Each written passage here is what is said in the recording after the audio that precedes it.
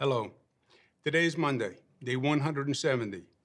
New Yorkers were ground zero for the COVID virus and have gone from one of the highest infection rates on the globe to one of the lowest. We climbed the impossible mountain, and right now we are on the other side. We did it with the kindness and assistance of so many. New Yorkers want to thank everyone who came to our aid, 30,000 Americans who volunteered to come here to help in our hour of need. Your love gave us the strength to carry on. We went through hell, but we have learned much. We know that our problems go beyond the COVID virus. COVID is the symptom, not the illness. Our nation is in crisis, and in many ways, COVID is just a metaphor. A virus attacks when the body is weak and when it cannot defend itself. Over these past few years, America's body politic has been weakened. The divisions have been growing deeper, the anti-Semitism, the anti-Latino, the anti-immigrant fervor, the racism in Charlottesville, where the KKK didn't even bother to wear their hoods, and in Minnesota, where the life was squeezed from Mr. Floyd. Only a strong body can fight off the virus, and America's divisions weakened it. Donald Trump didn't create the initial division. The division created Trump. He only made it worse. Our collective strength is exercised through government. It is, in effect, our immune system.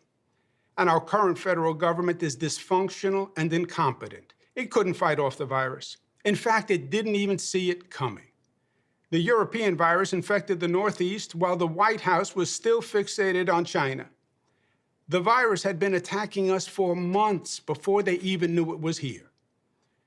We saw the failure of a government that tried to deny the virus, then tried to ignore it, and then tried to politicize it. The failed federal government that watched New York get ambushed by their negligence, and then watched New York suffer, but all through it learned absolutely nothing. So today, 6 months after it began, the nation is still unprepared. And we now face a second threat, but this time not from Mother Nature. This is a man-made threat by our own negligence. We now see the virus ricocheting across the country, from one state to another. Today, we trail the world in defeating COVID. We have over 5 million cases. Americans learned a critical lesson: how vulnerable we are when we are divided, and how many lives can be lost when our government is incompetent. But we learned something else, my friends. We saw the negative, but we also saw the positive. As they proved their way failed, we proved that our way succeeded. That America can still rise to the occasion. We can put our differences aside and find commonality. Government can tell the truth and can build trust.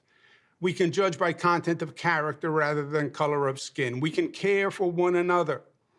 That Americans can work together and forge community and a competent government.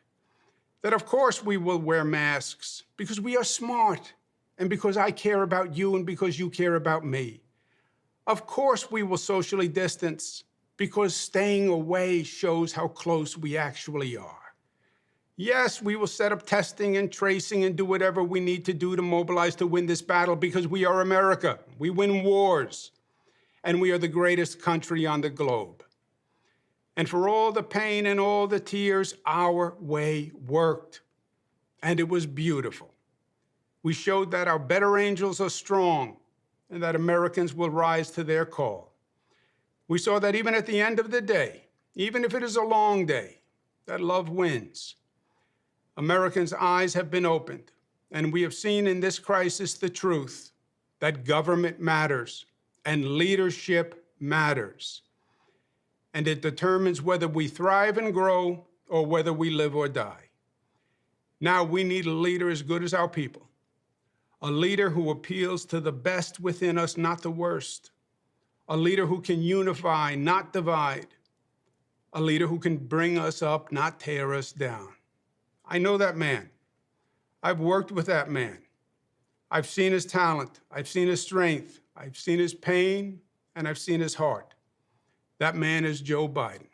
Joe Biden is what I call America tough, tough in the best way, tough that is smart, united, disciplined, and loving. Joe Biden can restore the soul of America. And that's exactly what our country needs today. Thank you.